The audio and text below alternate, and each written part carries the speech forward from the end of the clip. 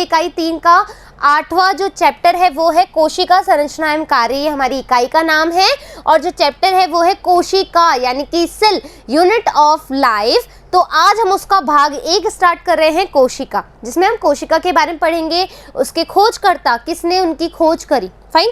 तो सेल क्या है ना, कोशिका क्या है। सबसे पहले जो हमारे माइंड में क्वेश्चन आएगा कि जो कोशिका है वो क्या है, तो it's smallest unit of our body, है ना, जो कि कैसी है, फंक्शनल है, हाँ या ना, और कैसी है, स्ट्रक्चरल यूनिट है। दैट मीन जो क्रियात्मक और संरचनात्मक इकाई होती है हमारे शरीर की, वो क्या कहलाती है, कोशिका कहलाती है। कोशिका जीवन की आधारभूत इकाई है, मतलब हमारा बेस जो है बॉडी का, किसी भी मतलब हम बोल सकते हैं पादप शरीर हो और जंतु शरीर हो, मानव शरीर हो या फिर बैक्टीरिया का शरीर हो, जीवाणु का जो शरीर है, उसमें जो सबसे स्मॉलेस्ट इकाई होती है, जो सबसे ज़्यादा बेसिस होती है पूरी बॉडी की, वो क्या होती है, कोशिका। क्या होती है, कोशिका होती है। यह संरचनात्मक यानी कि स्ट्रक्चरल और क्रियात्मक, दैट मीन्स फंक्शनल यूनिट है हमारी लाइफ की। मतलब हम बोल सकते हैं जो हमारी लाइफ है वो किस पे डिपेंड है, हमारी सेल्स पे। आपको पता है टिश्यूज हमने पढ़ लिए, तो टिश्यूज हमने कब पढ़े थे, जब हमने बोला कि बहुत सारी सेल्स जो है जिनका ओरिजिन है ना और जो फंक्शन है वो सिमिलर हो। हमने यही बात करी थी, जिसका ओरिजिन सिमिलर हो और फंक्शनल भी सिमिलर हो, वो वो क्या बना रही थी, टिश्यू। आपको पता है टिश्यू हमारे लिए कितने इंपॉर्टेंट है। तो भैया टिश्यू कब बना, जब हमारे पास कोशिका आई, कोशिका के बाद टिश्यू, टिश्यू के बाद अंग, अंग के बाद हमारा पूरा अंग तंत्र, और फिर इंडिविजुअल, फिर पॉपुलेशन, कम्युनिटी, ऐसे पूरा इकोसिस्टम हमने बना डाला, है ना। लेकिन वो इकोसिस्टम कब बना, कब इवोल्यूशन आया, धीरे धीरे, जब हमने कोशिका के बारे में जानना स्टार्ट किया। Get it. सो ये क्या होती है, ये संरचनात्मक व क्रियात्मक इकाई कहलाती है।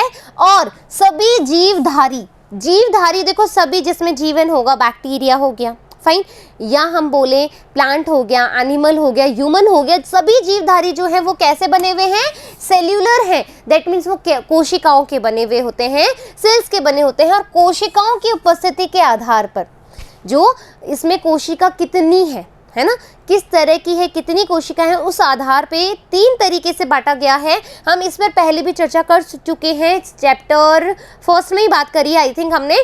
तो ये 3 प्रकार के होते हैं। एक कोशिकीय, जिसमें कितनी संख्या होगी कोशिका की, कितनी होगी, 1, है ना, एक है। एक कोशिकीय यानी कि कोशिका की संख्या कितनी है बच्चों, 1 है। नेक्स्ट थिंग, बहु कोशिका यानी कि यहाँ पर तो मल्टी सेल्यूलर की बात हो रही है। That means we are the example of this. And जो हमारे एनिमल्स हैं, प्लांट्स हैं, वो सब क्या है, मल्टी सेल्यूलर है। फिर हम बोल रहे हैं अकोशिकीय। अकोशिकीय क्या है भैया, वायरस है। हमने बात करी थी एसेल्यूलर, नॉन सेल्यूलर होता है ये, हाँ या ना, नॉन सेल्यूलर होता है। तो एक कोशिकीय क्या है ना, एक कोशिकीय क्या है, जो जीव एक कोशिका से बने होते हैं, इन्हें एक कोशिकीय जीव कहते हैं, जैसे अमीबा। एग्जाम्पल हमेशा आपको मैंने बोला है कि नीट की बुक में आपके जितने भी एग्जाम्पल्स हैं, प्लीज़ उनको अच्छे से कंठस्थ कर लो, अपनी लाइफ का पार्ट बना लो। एवरी टाइम सोते जागते खाते पीते तुम्हारे दिमाग में, यदि नीट क्वालिफाई करना है और 11-12 सॉलिड बनाना है और आगे जाकर के एक अच्छे से कॉलेज में एक अच्छा सा फ्यूचर बनाना है ना बच्चों, तो अपना 11-12 बहुत सॉलिड करना पड़ेगा। और सॉलिड करने के लिए आपको नीट में जो भी क्वेश्चंस आ रहे हैं, और आपकी जो बुक है एनसीईआरटी की, है ना, जो भी आपकी एनसीईआरटी की बुक है, उसमें जितने भी एग्जाम्पल्स हैं, जितनी डेफिनेशंस हैं, जितने सब कुछ बताएं, उसको घोट के पी लो। सीरियसली उसको घोट के पी लो, क्योंकि वो आपके लिए बहुत ज़्यादा ही बेनिफिशियल है। फाइन। तो हमने बोला बहुकोशिकीय यानी कि मल्टी सेल्यूलर, जहाँ पर जीवों का जो शरीर है वो अनेक कोशिकाओं से मिलकर बना हुआ हो, वो क्या कहलाते हैं, बहुकोशिकीय। और इसका एग्जाम्पल है मनुष्य, पादप, है ना। अकोशिकीय, भैया यहाँ पर तो सेल ही नहीं है। कुछ बच्चे जो अभी हम कोरोना की वजह से जो छुप छुप कर घरों में बैठे हैं, मास्क लगा रहे हैं, हमारे स्कूल्स बंद हैं, है ना, हमारे जॉब्स को एकदम बंद कर रखा है, मतलब बहुत सारे काम ऐसे हो गए हैं कि जो ब्लॉक कर दिए हैं।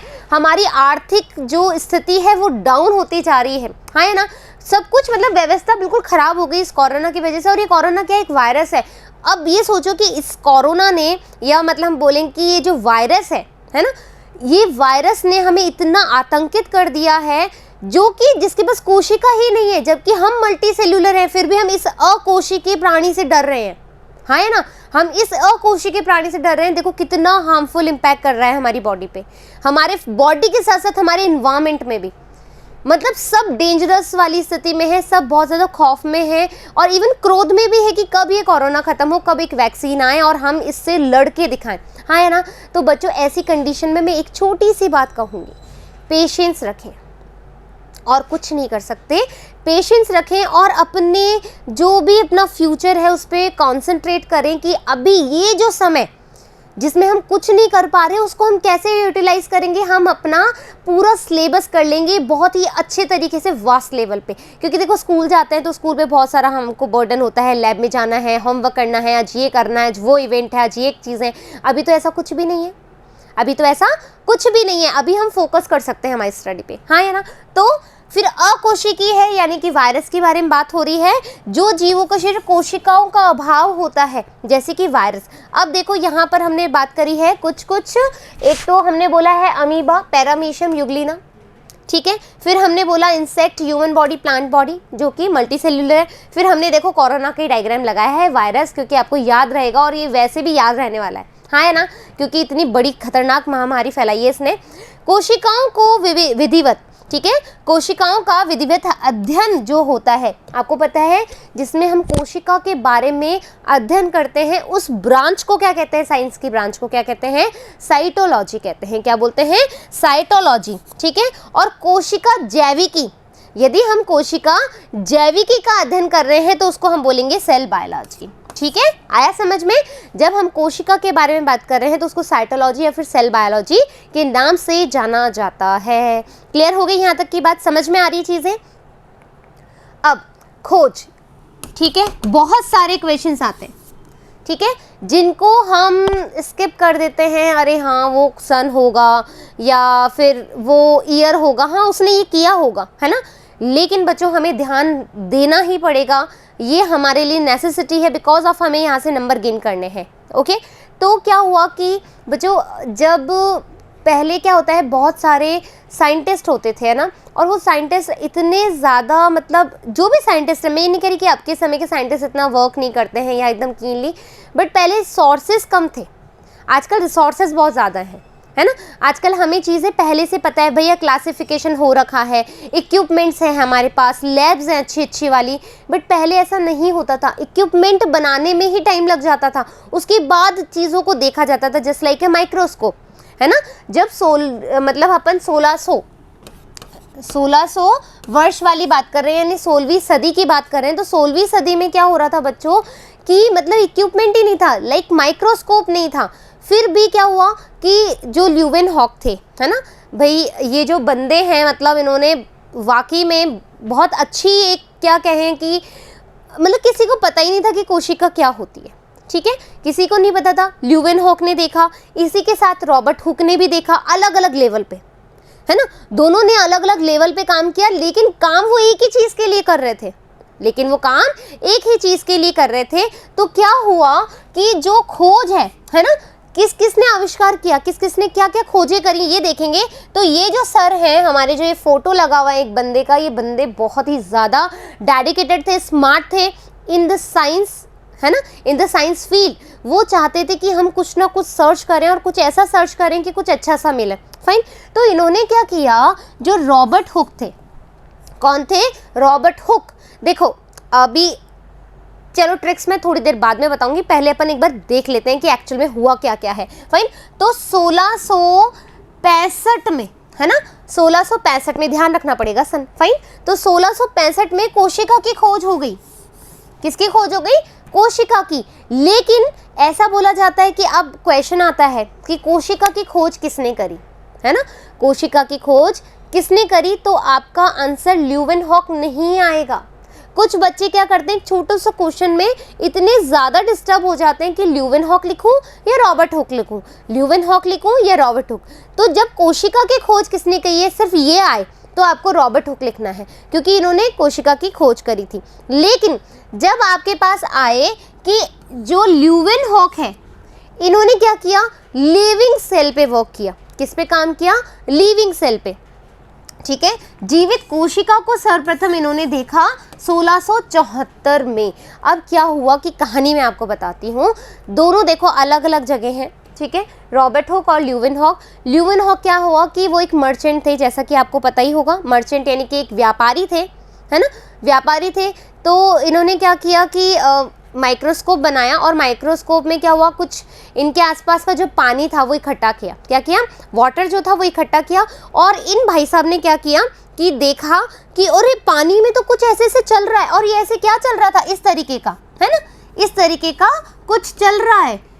तो इन्होंने देखा, इनको बहुत ज़्यादा जिज्ञासा शुरू हो गई। क्या हो गई, एक जिज्ञासा शुरू हो गई, एक क्यूरियोसिटी होने लगी कि ये चल क्या रहा है, मैं पानी में देख रहा हूँ तो क्या। तो इन्होंने क्या किया उसके बाद में, पहले तो इन्होंने वाटर में देखा, है ना, कौन से वाटर में देखा, पॉन्ड वाटर में, यानी कि तालाब के पानी में, ठीक है, तालाब के पानी में देखा।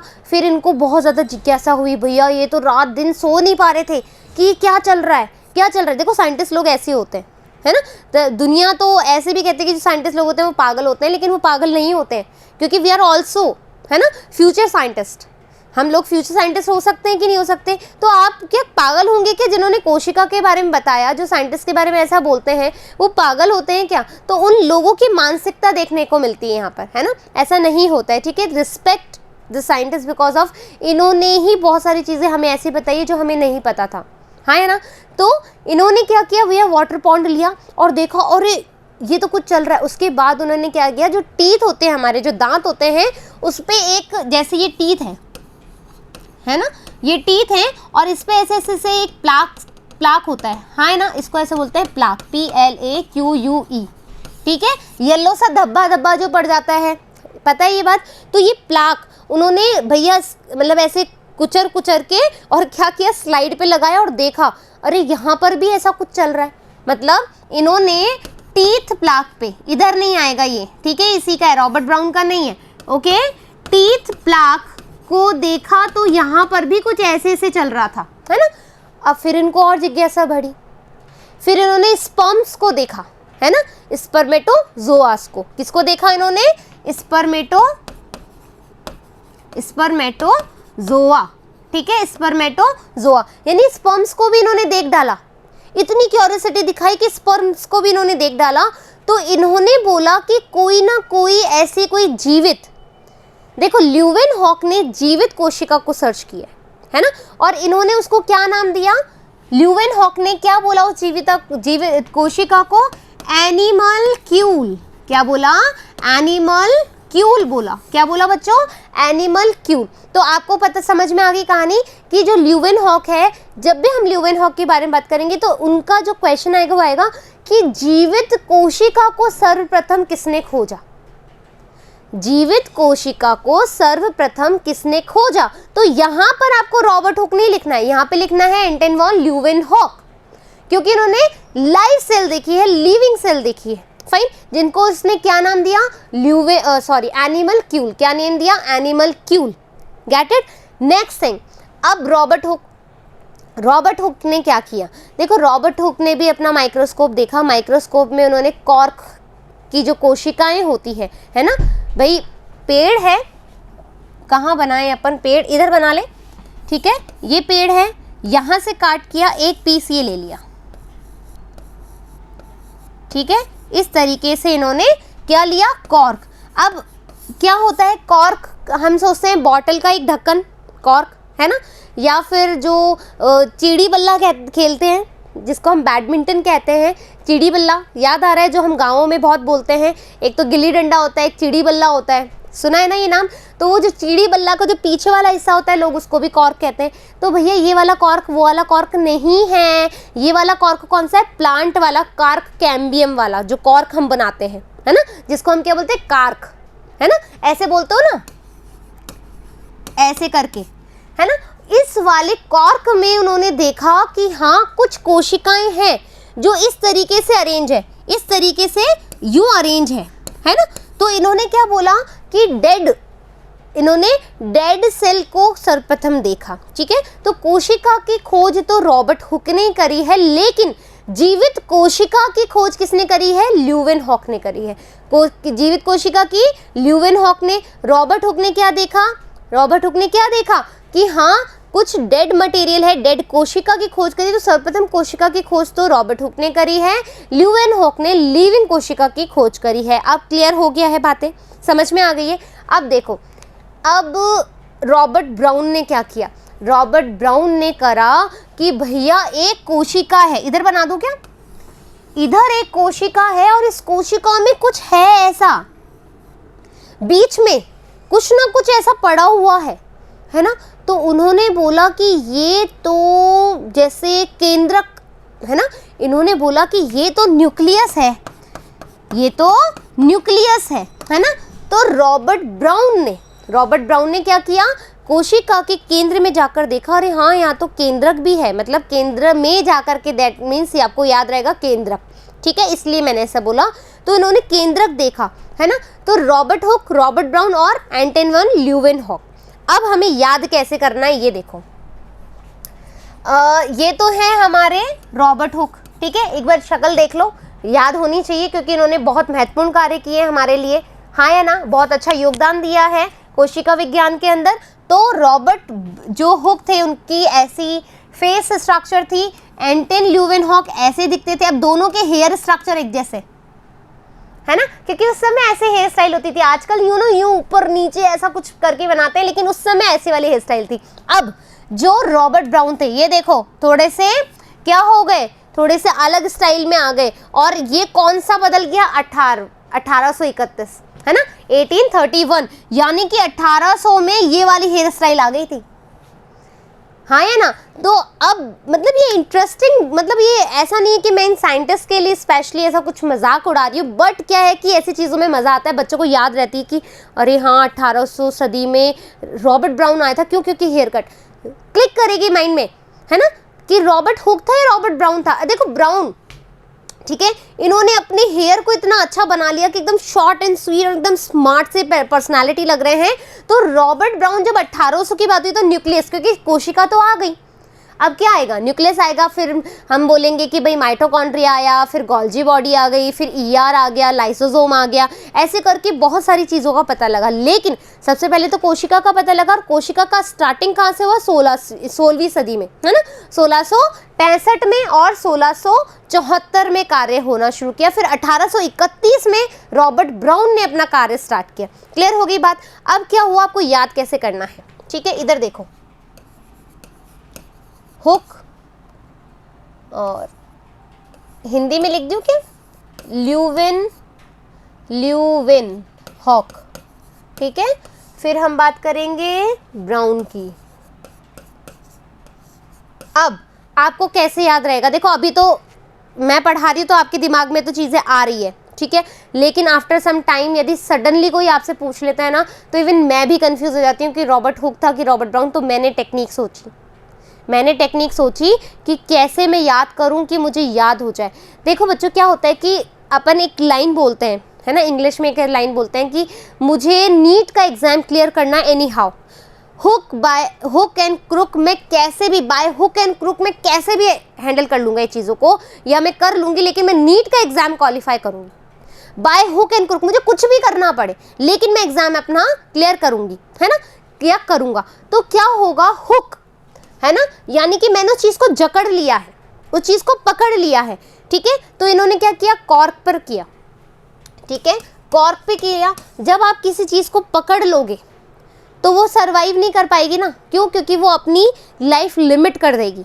मतलब याद करने का तरीका बता रही हूँ मैं चीज़ों को, कि रॉबर्ट हुक ने क्या किया, किसी चीज़ को हुकअप कर लिया कि मुझे कोशिका की खोज करनी है, मुझे कोशिका की खोज करनी है, मुझे कोशिका की खोज करनी है। तो इन्होंने तो भैया उसको मार करके ही देख लिया, कोशिका को मार के देख लिया, पेड़ काटा, तना हटाया, कॉर्क देखा, उसमें देखा कि कुछ कोशिकाएं होती है, तो इन्होंने क्या किया, उसको डेड कर दिया। लेकिन हुक मतलब वो इस चीज़ में अटक गए कि ये कोशिका है क्या चीज़, है ना, हुक। तो इन्होंने सबसे पहले कोशिका की खोज करी, फाइन। अब ल्यूवेनहॉक ने लिविंग कोशिका की करी। तो देखो ल्यूवेनहॉक का एल और लिविंग का एल याद रहेगा भाई, ल्यूवेनहॉक, ठीक है, ल्यूवेनहॉक, और हम क्या बोल रहे हैं, लिविंग सेल। तो लिविंग और एल और ल्यूवेन का एल, एल यानी कि लिविंग सेल की खोज किसने करी, ल्यूवेनहॉक ने। तो एल याद रहेगा, हाँ ना। फिर हमने बोला ब्राउन, ठीक है, हमने बोला ब्राउन, तो आपने बच्चों ब्राउनी खाई है क्या? है ब्राउनी, अरे वो कपकेक नहीं आता क्या ब्राउन कलर का, 5 रुपए का जो मिलता है, कोई 10 रुपए का थोड़ा अच्छा वाला होता है, 5 रुपए का थोड़ा सही होता है, ठीक है, बेकरी पे मिलता है, खाया है आपने कपकेक? ऐसा कुछ होता है ना, ऐसे करके एक येलो कलर में आता है और एक ब्राउन कलर में आता है इस तरीके से, और इस पे एक पॉलिथीन ऐसी लगी हुई होती है, याद आ रही है ब्राउनी? तो ब्राउनी देखी इन्होंने, मतलब ब्राउनी ने क्या देखा? न्यूक्लियस देखा। तो कोशिका में इन्होंने ब्राउनी देखी, कोशिका में इन्होंने ब्राउनी देखी। ब्राउनी किसने देखी? मतलब रॉबर्ट ब्राउन ने देखी। तो हम याद कर सकते हैं, हाँ या ना? तो अब ये तीनों चीज़ आपको समझ में आ गई। देखो मुझे बहुत टाइम लग गया इस चीज़ को समझाने में, तो मैं इसलिए समझा रही हूँ क्योंकि आप भूलो नहीं, ये इंपॉर्टेंट चीज़ें हैं बच्चों, ठीक है। एक बार रिकॉल करवा देती हूँ, रिवाइज करवा देती हूँ।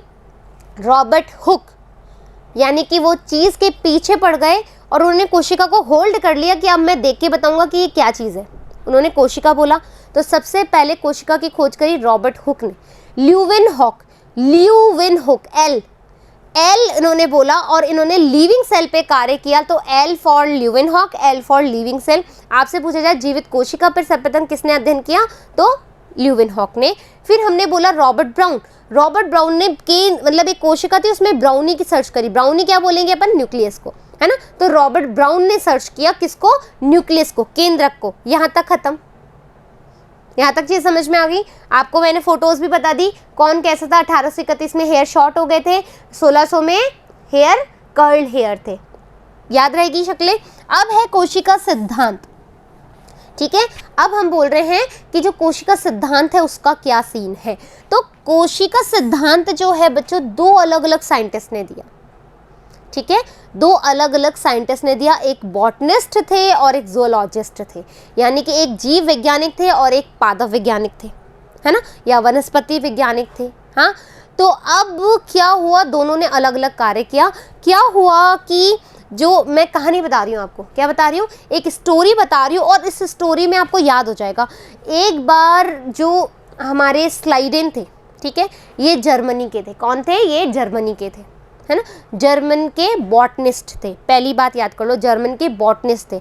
इन्होंने क्या किया, इन्होंने देखा कि भाई जो पेड़ है, कोशिका तो आई गई, लेकिन उन्होंने देखा कि जो पेड़ हैं, पादप हैं, वो कोशिकाओं के मिलकर बने होते। तो सभी पादप कोशिकाओं से मिलकर बने हुए हैं। इन्होंने एक स्टेटमेंट दे दिया। क्या बोला इन्होंने? एक स्टेटमेंट दे दिया कि सभी पादप जो हैं वो कोशिकाओं से बने होते हैं।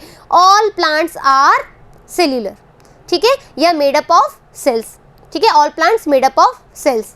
ऐसा बोला उन्होंने कि पादप जो है, सारे पादप है वो कोशिकाओं से मिलकर बने हुए होते हैं।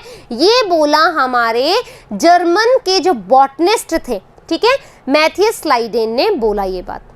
फिर उसके बाद क्या हुआ, उसी के साथ साथ, है ना, उसी के साथ साथ अभी अपन वापस आएंगे। एक थे थियोडर स्वान, ठीक है, थियोडर स्वान। अब थियोडर स्वान ने क्या किया भैया, ये थे हमारे जूलॉजिस्ट। अभी कैसे हैं जूलॉजिस्ट और बॉटनिस्ट, वो मैं याद करने का तरीका बताऊंगी कि कौन से साइंटिस्ट जो है वो बॉटनी के हैं, कौन साइंटिस्ट जो है वो जूलॉजी के हैं, कैसे पता लगेगा। फाइन, तो हाँ, कि भाई जो थियोडर स्वान थे, उन्होंने बोला कि जितने भी एनिमल हैं वो सेल के बने हुए हैं। All animals are made up of what? Cell, ठीक है, कोशिकाओं के बने होते हैं। दोनों ने अपना अपना स्टेटमेंट दे दिया अलग से।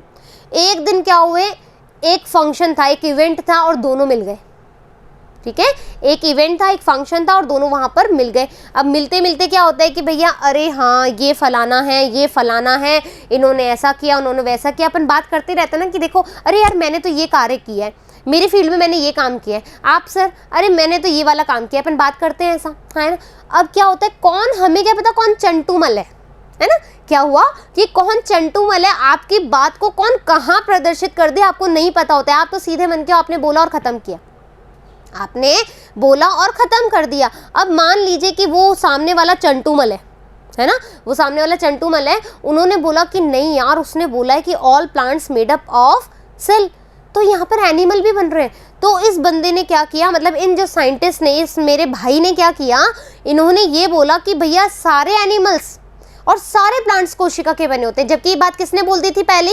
स्लाइडेन ने बोल दी थी। लेकिन जब ये मिले, जब ये फंक्शन में मिले, उनकी बात इन्होंने पकड़ ली और उन्होंने उसको अपना तवज्जो दे दिया, है ना। भाई मैंने बोला है कि जो सारी कोशिकाएं हैं, चाहे वो पादप की हो, सॉरी जो भी पादप हैं या फिर जो भी हमारे एनिमल्स हैं, वो सभी कोशिकाओं के बने होते हैं। ये बात मिलकर के उसने बोल दी अकेले ने, मिस्टर स्वान ने। और स्लाइडेन देखते रह गए, स्लाइडेन देखते रह गए कि अरे ये क्या हुआ भाई, ये तो मेरा काम था। क्यों गए थे बताने के लिए, है ना। सब चंटूमल हो सकते हैं ना भैया, तुम सीधे हो तो जरूरत थोड़ी ना सामने वाला भी सीधा हो, चंटू हो सकता है कि नहीं हो सकता।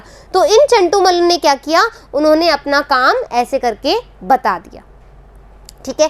अब क्या हुआ कि इन्होंने ये बात बोल दी, इसी के साथ साथ इन्होंने ये भी बोला कि भाई मतलब जितने भी पादप कोशिकाएं, एनिमल कोशिकाएं हैं, है ना, इसमें सेल्स हैं और ये एक यूनिट होती है, लाइफ की ये एक यूनिट होती है। लेकिन अब क्या हुआ कि जब इन्होंने अपनी बुक में ये चीज़ें लिखी, है ना, जो स्वान थे उन्होंने अपनी बुक में ये सब चीज़ें लिख दी, तो अब क्या होता है कि मतलब हर चीज़ का एक मत होता है। तो जो जनसंख्या थी उस समय की जो पब्लिक थी, उन्होंने बोला कि नहीं, जो बॉटनिस्ट थे उन्होंने ये बात बोल दी थी कि हाँ, उन्होंने जो प्लांट सेल पे वर्क किया है, उन्होंने बताया कि जो सारे प्लांट्स हैं वो उसके बने हुए हैं, कोशिका के।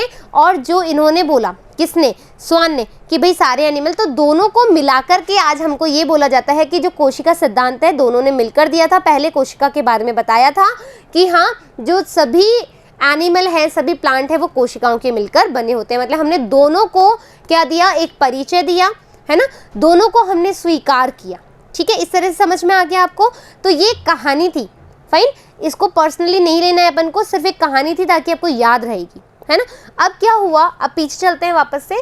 तो जो मैथियस स्लाइडेन थे, मैथियस स्लाइडेन कैसे दिखते हैं, ये देखो, ये रहे, ठीक है। ये कौन है, मैथियस स्लाइडेन। अब मैथियस स्लाइडेन है, तो बच्चों हमको कैसे याद रहेगा कि मैथियस स्लाइडेन जो थे वो बॉटनिस्ट थे। देखो मैथियस, मेथी की सब्जी खाते हैं, हाँ या ना, मेथी की सब्जी खाते हैं कि नहीं खाते हम, मेथी की सब्जी खाते हैं। तो ये क्या हो गया, मैथियस, यानी कि मेथी किस में आती है, प्लांट्स में। तो याद रहेगा कि मैथियस जो थे, जो हमारे स्लाइडेन थे, भाई मेथी की स्लाइड कर करके हम उसको चॉपिंग करते हैं पत्तियों को और बनाते हैं उसका खाना, हाँ या ना। तो हमने क्या किया, जो मेथी है उसकी स्लाइड करी, तो हमें क्या याद आएगा, मैथियस स्लाइडेन, यानी कि ये बॉटनिस्ट थे। इन्होंने क्या किया, 1838 में जर्मनी के वनस्पति वैज्ञानिक मैथियस स्लाइड ने देखा कि पौधे विभिन्न प्रकार की कोशिकाओं से मिलकर बने हुए होते हैं, जो पौधों में उत्तकों का निर्माण करते हैं, यानी कि टिश्यूज बनाते हैं। ये देखा मैथियस स्लाइडेन ने। मैथियस यानी कि मैथी, यानी कि हम बात कर रहे हैं प्लांट के सेंस में, तो दैट मीन्स ये क्या हुए, बॉटनिस्ट हुए। क्लियर बात। नेक्स्ट देखें हम, थियोडर स्वान। अब ये है हमारे सर थियोडर स्वान, ठीक है। तो अब क्या हुआ, 1839 में, देखो 38 में उनका काम आ गया था, 38 में उनका काम आ गया था, और 39 में इन्होंने बताया कि भाई जो कोशिका है किसकी, जंतुओं की, वो भी जो जंतु का शरीर है वो भी कोशिकाओं से मिलकर बना होता है। तो कोशिकाओं में एक पतली परत पाई जाती है जिसको जीव द्रव्य झिल्ली कहते हैं। देखो बच्चों, जो जीव द्रव्य झिल्ली है उसका जो खोज है वो भी इन्होंने किया है, तो ये इंपॉर्टेंट लगा लेना, ठीक है। इन्होंने ये तो बताया ही कि भाई जो एनिमल का जो शरीर है वो कोशिकाओं का मिलकर बना होता है, लेकिन उन्होंने ये भी बताया कि कोशिका के चारों तरफ एक झिल्ली होती है, जिसको हम आज किस नाम से जानते हैं, प्लाज्मा मेम्ब्रेन के नाम से जानते हैं, हाँ है ना। भाई बाहर जो झिल्ली होती है, ये कोशिका है, एक झिल्ली होती है, फिर इसके बाद सेल वॉल हो भी सकती है और नहीं भी हो सकती है। तो ये क्या हो गई, प्लाज्मा मेम्ब्रेन, ये हो गई सेल वॉल, और ये हो गई हमारी सेल, ठीक है। तो ये जो झिल्ली है ना, प्लाज्मा मेम्ब्रेन, उसकी खोज भी किसने करी, इन सर ने करी है, जो जिनका नाम है थियोडर स्वान।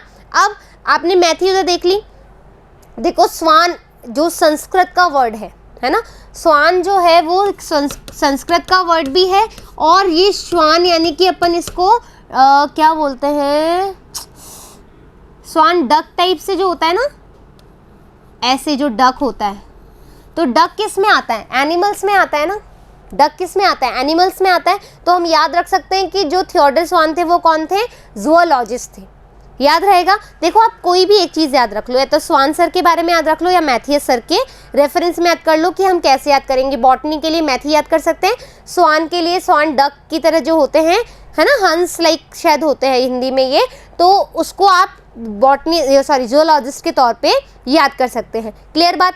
अब इन्होंने पीएम जो बाहर की झिल्ली थी उसका भी इन्होंने खोज करी है, इंपॉर्टेंट चीज़ है। उपरोक्त आधार पर स्वान ने अपनी परिकल्पना दी। इन्होंने क्या हुआ, कुछ अपने मत दिए और उन्होंने बताया कि प्राणी और वनस्पतियों का शरीर, देखो इन्होंने उनकी बात को भी कैच कर लिया और उन्होंने बोला कि प्राणी और वनस्पतियों का शरीर कोशिका और उनके उत्पाद से मिलकर बना हुआ होता है। क्लियर बात यहाँ तक की समझ में आ गई।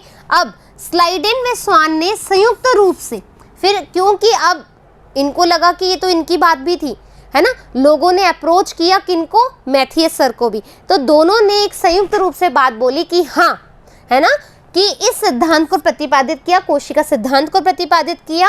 इन्होंने बताया कि भाई जो सारा जो प्राणी है ना, चाहे वो पादप हो या फिर जो एनिमल हो, दोनों का शरीर क्या है, कोशिकाओं से मिलकर बना होता है। इन्होंने एक तरफ से मतलब दोनों ने मिलकर के ये कोशिका सिद्धांत दे दिया। लेकिन धीरे धीरे क्या हुआ, खोज होने लगी, लोगों में क्यूरियोसिटी आने लगी कि यार ये कोशिका है क्या चीज़, है ना, कोशिका है क्या चीज़, ये सिद्धांत क्या है ना, क्या है कोशिका। तो उस समय बच्चों क्या चल रहा था, अबायोजेनेसिस भी चल रहा था। अबायोजेनेसिस,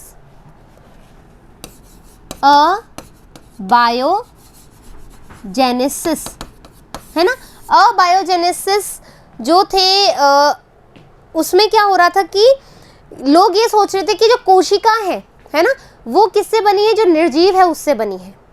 जो भी निर्जीव वस्तु है उससे कोशिकाओं का निर्माण हो रहा है, नए प्राणी का विकास हो रहा है। ये अबायोजेनेसिस की थ्योरी है, आपको पता है क्या है अबायोजेनेसिस की थ्योरी, कि भैया जो निर्जीव चीज़ें हैं उसी से कोशिकाओं का निर्माण हो रहा है ना, कि कोशिकाओं का निर्माण हो रहा है। लेकिन ये गलत था, ये मत गलत था। तो आपका ये क्वेश्चन है, कौन से वैज्ञानिक ने सही मत दिया था कि जो अबायोजेनेसिस की थ्योरी को गलत साबित कर दिया था, किसमें इन्होंने एक स्वान नेक बनाई थी इस तरीके से, है ना, और इस तरह का एक फ्लास्क बनाया था, यहाँ पर मीट के टुकड़े रखे थे, है ना, फिर बैक्टीरिया ग्रो हो गए थे, यहाँ बैक्टीरिया, याद आ रही है ये चीज़। तो मुझे इस वैज्ञानिक का नाम बताओ, मुझे इन वैज्ञानिक का नेम बताओ कि किसने अबायोजेनेसिस की थ्योरी को नकारा था, बिल्कुल प्रूफ के साथ में, है ना। उन्होंने इस एक्सपेरिमेंट के द्वारा अबायोजेनेसिस की थ्योरी थी उसको कंप्लीटली हटा दिया। ठीक है, तो मुझे इस साइंटिस्ट का नेम चाहिए कमेंट बॉक्स में। ओके, नाउ क्या हुआ, फिर धीरे धीरे हुआ तो नई कोशिका का सिद्धांत आया, जिसको हम बोलते हैं आधुनिक कोशिका का सिद्धांत।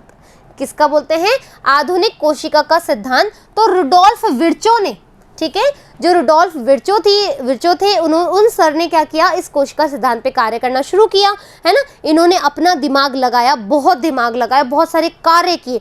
तो इन्होंने क्या बोला, ये रे सर रुडोल्फ विर्चो, इन्होंने देखा, पहली बार रुडोल्फ विर्चो ने 1855 में स्पष्ट किया कि जो कोशिका होती है वो विभाजित होती है, दैट मीन्स उसमें डिवीजन होता है, डिवाइड होती है वो, है ना, वो क्या होती है।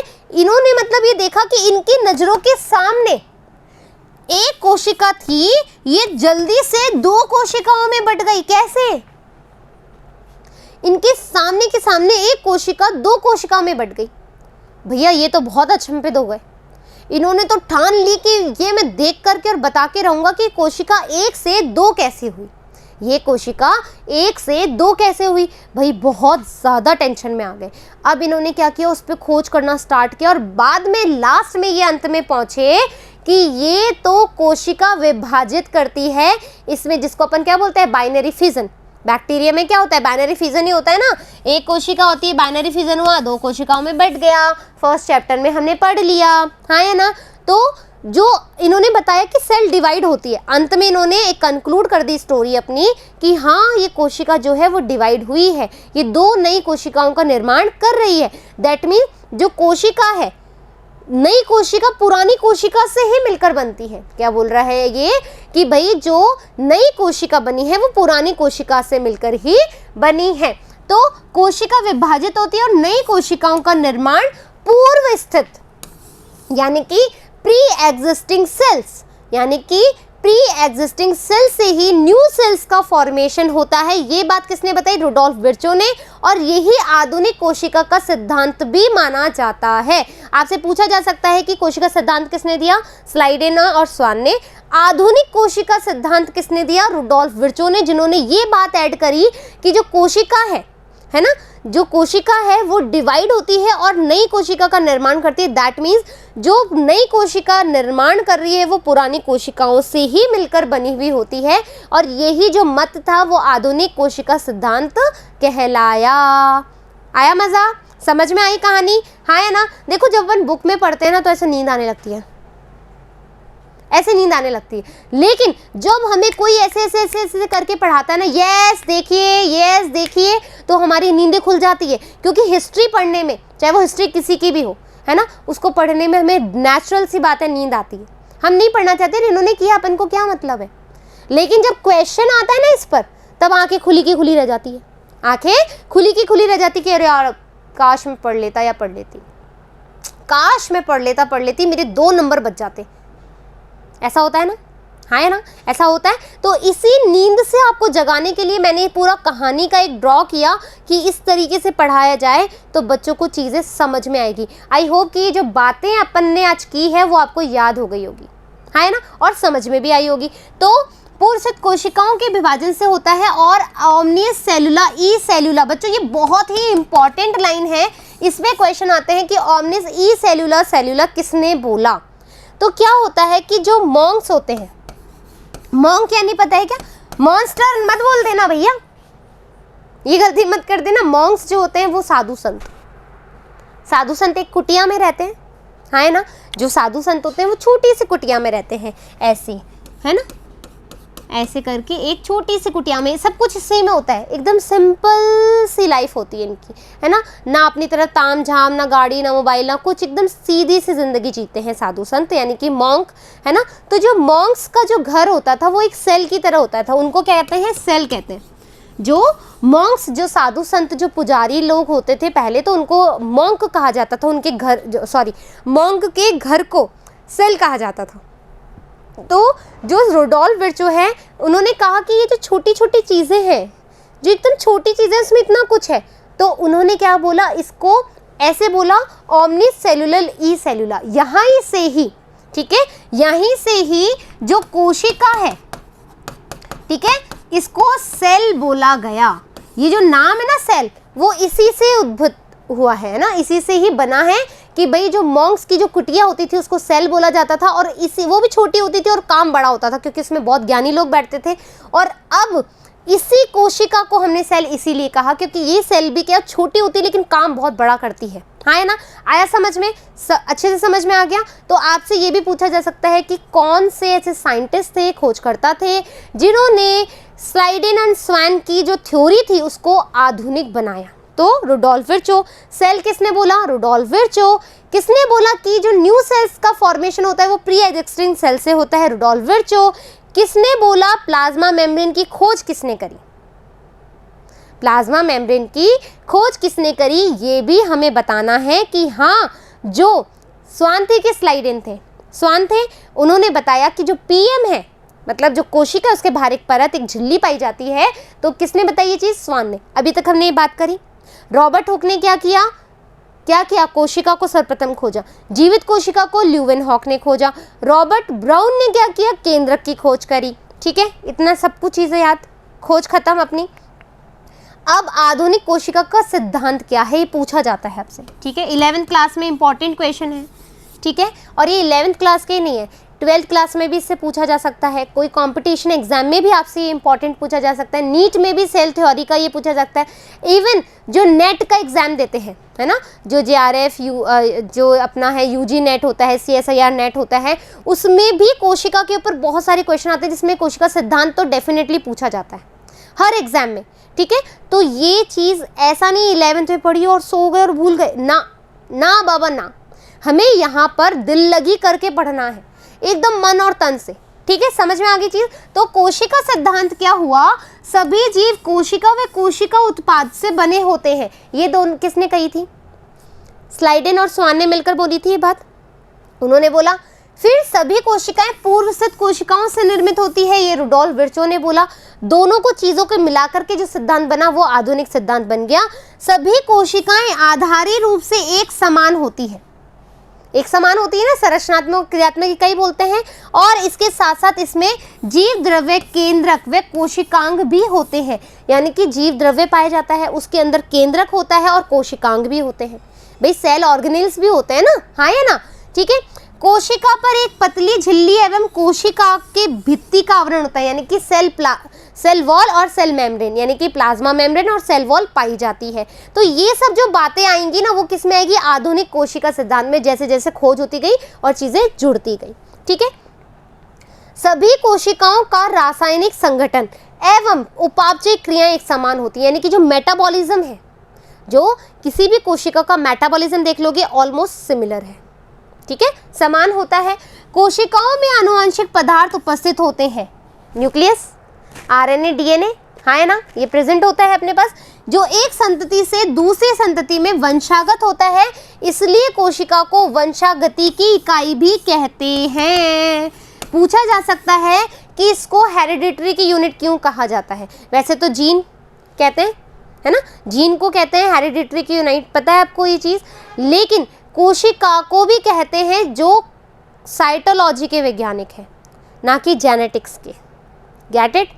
जेनेटिक्स के जो वैज्ञानिक होंगे वो जीन को कहेंगे, लेकिन जब हम बात करेंगे साइटोलॉजी में तो जो सेल है उसको भी हेरिडिटरी की एक यूनिट मानी गई है, गेट इट, कंफ्यूज नहीं होना है।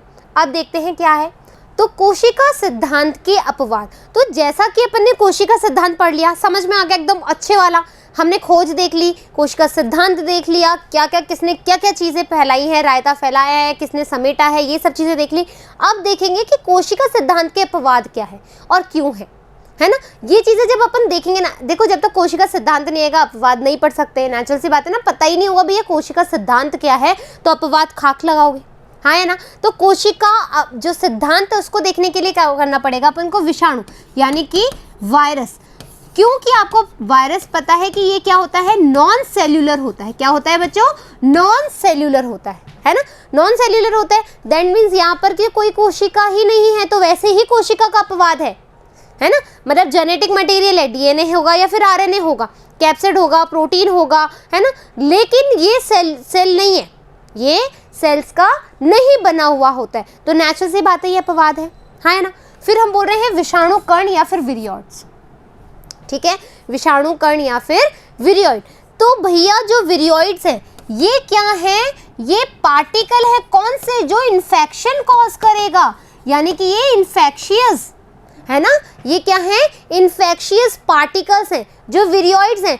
कोशिका तो नहीं है ना, केवल ये तो कण है।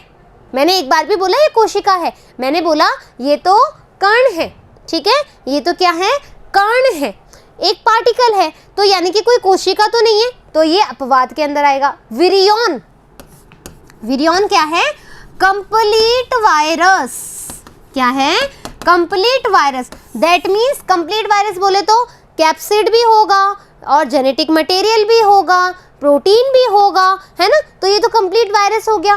तो जो कंप्लीट वायरस है वो सेल का है क्या वो कोशिका का बना हुआ है, तो ये भी कोशिका के अपवाद में आएगा, हाँ है ना।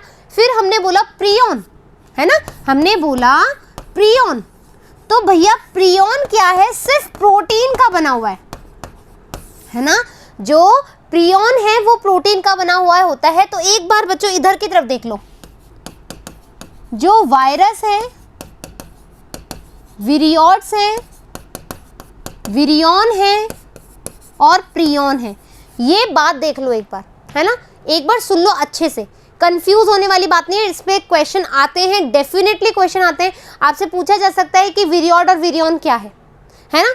तो वायरस तो हमें पता है कि नॉन सेल्यूलर है, क्या है, नॉन सेल्यूलर है।